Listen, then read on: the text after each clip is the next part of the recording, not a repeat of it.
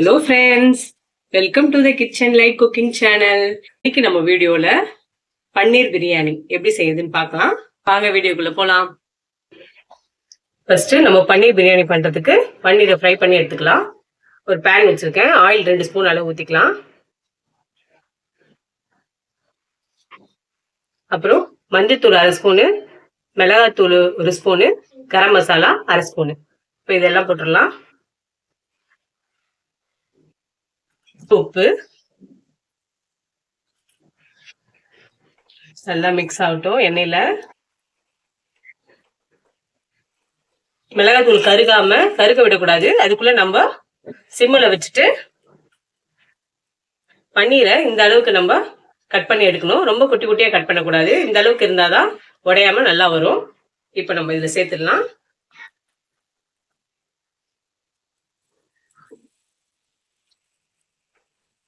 நல்லா ஃப்ரை பண்ணி எடுத்துடலாம்.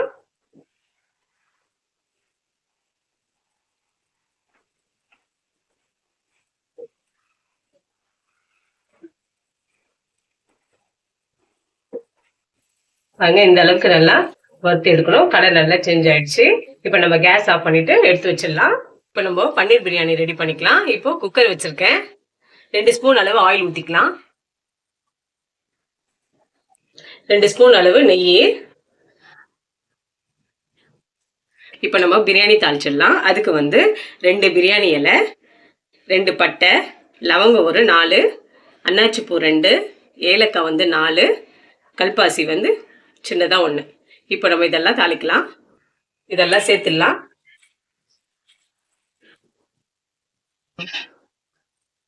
இது நல்லா வறுத்துடலாம் எண்ணெயில. இப்போ பட்டை லவங்கம் எண்ணெயில பொரிஞ்சு வரட்டும். இப்போ நல்லா பொரிஞ்சு வருது பாருங்க. 3 பெரிய வெங்காயம் இந்த மாதிரி நீளமா வெட்டி வச்சிருக்கோம். பிரியாணிக்கு இப்படி இருந்தா தான் நல்லா இருக்கும். இப்போ நம்ம இதுல சேர்த்துடலாம். வெங்காயம் நல்லா கலர் மாதிரி நல்லா வதங்கணும். அப்பதான் பிரியாணி நல்லா இருக்கும். நல்லா வதங்கட்டும். வெங்காயம் பாருங்க நல்லா கலர் மாதிரி வெங்காயம் வதக்கியாச்சு. இப்போ 4 பச்சை மிளகாய் போட்டுக்கலாம். 2 ஸ்பூன் அளவு இஞ்சி பூண்டு பேஸ்ட் இதை போட்டுடலாம். எல்லாத்தையும் நல்லா வதக்கிடலாம்.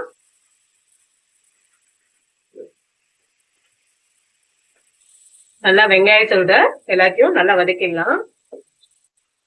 இஞ்சி பூண்டு பேஸ்ட் நல்லா எண்ணெயிலே நல்லா வதக்கி விடணும். அந்த பச்சை ஸ்மெல்லாம் போகணும்.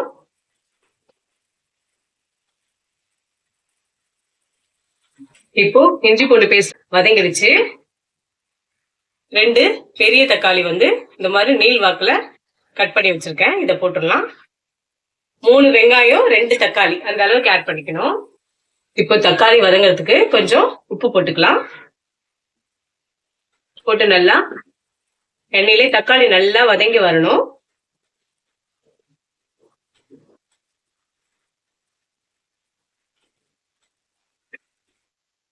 தக்காளி பாருங்க நல்லா வதங்கி வந்துருக்கு. இப்ப நம்ம மசாலா சேர்த்துக்கலாம்.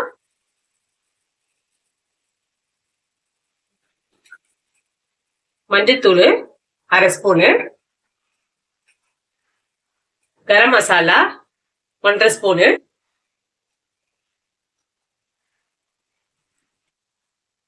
வெறும் மிளகாத்தூள் 2 ஸ்பூனு, பச்சை மிளகாய் போட்டிருக்கோம் நம்ம ஏற்கனவே. காரத்தை பார்த்து போட்டுக்கலாம். இப்ப எல்லாத்தையும் நல்லா மிக்ஸ் பண்ணிக்கலாம். இப்போ நல்லா மசாலாலாம் சேர்த்து நல்லா வதக்கியாச்சு. இப்போ புதினா ஒரு கையளவு புதினா போட்டுக்கலாம்.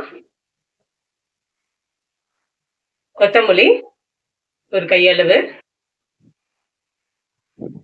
இப்ப எல்லாத்தையும் நல்லா வதக்கிக்கலாம்.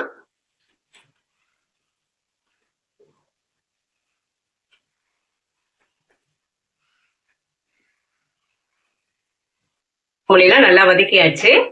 இப்ப தயிர் 1/2 கப் அளவு எடுத்திருக்கேன். அது சேர்த்துடலாம்.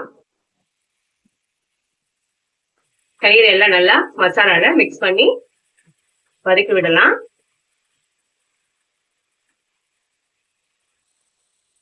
இப்போ நல்லா வதக்கியாச்சு.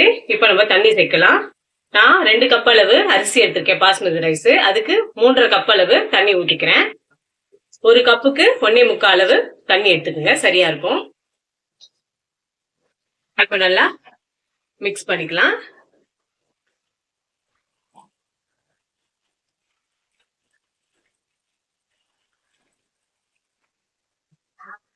இப்போ இந்த சமயத்துல நம்ம உப்பு இருக்கா செக் பண்ணிக்கணும். இது இப்போ இந்த பிரியாணி இப்போ எனக்கு கம்மியா இருக்கு, நான் கொஞ்சம் உப்பு போட்டுக்கிறேன். இந்த சமயத்துல செக் பண்ணிட்டு நம்ம அரிசி போட கரெக்டா இருக்கும். இப்போ இது கொதி வரட்டும். இப்போ நல்லா கொதிச்சு வருது தண்ணி. பாஸ்மதி ரைஸ் வந்து 1/2 மணி நேரம் நான் ஊற வச்சு 1/2 மணி நேரம் கழுவிட்டு ஊற வச்சு வச்சிருக்கேன். இப்போ இதை போட்டுடலாம்.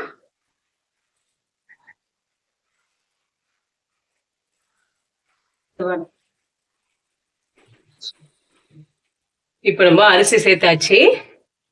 இப்போ நல்லா கொதி வரட்டும். அப்புறம் நம்ம குக்கர் இப்போ நல்லா கொதி வரட்டும். பாருங்க, நம்ம அரிசி போட்டு நல்லா கொதிச்சு வருது. இப்போ நம்ம பன்னீர் வந்து ஃப்ரை பண்ணி வச்சிருக்கோம்ல, அது போட்டுடலாம்.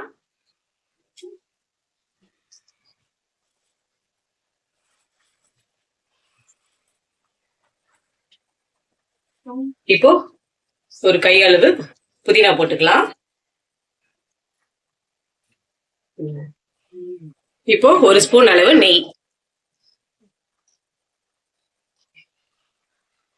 நம்ம லாஸ்ட்ல ஊத்தும் போது அரிசி வந்து ஒன்னோட ஒண்ணு ஒட்டாம உதிரி உதிரியா வரும், அதுக்காகத்தான். இப்ப லைட்டா நம்ம கலந்து விடலாம், பன்னீர் உடையாத.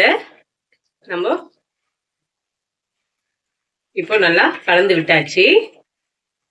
இப்போ மூடி போட்டு ஒரே ஒரு விசில் மட்டும் நம்ம விடணும். வச்சிடலாம். ஒரே ஒரு விசில் மட்டும் விட்டா போதும். ஒரு விசில் வரட்டும். ஒரு விசில் வந்துச்சு, நம்ம இப்போ ஓபன் பண்ணலாம். பாருங்க, சூப்பரா வந்திருக்கு. குழையாத நம்ம இப்போ கிளறி விடலாம். பாருங்க, உதிரி உதிரியா வந்திருக்கு ரைஸ். இப்போ நம்ம ஒரு பிளேட்ல எடுத்துக்கலாம். அவ்வளவுதாங்க, சூப்பரான பன்னீர் பிரியாணி ரெடி ஆயிடுச்சு. வீட்டுல ட்ரை பண்ணி பாருங்க. இந்த ரெசிபி உங்களுக்கு ரொம்ப பிடிக்கும். நான் சொன்ன மெத்தடோட நீங்க செஞ்சு பாருங்க, டேஸ்ட் சூப்பரா இருக்கும். வீட்டுல ட்ரை பண்ணி பார்த்துட்டு மறக்காம கமெண்ட் பண்ணுங்க, சப்ஸ்கிரைப் பண்ணுங்க. இவ்வளவு நேரம் நம்ம வீடியோ பார்த்ததுக்கு ரொம்ப ரொம்ப நன்றி. கீப் வாட்சிங், கீப் சப்போர்ட்டிங். தேங்க்யூ.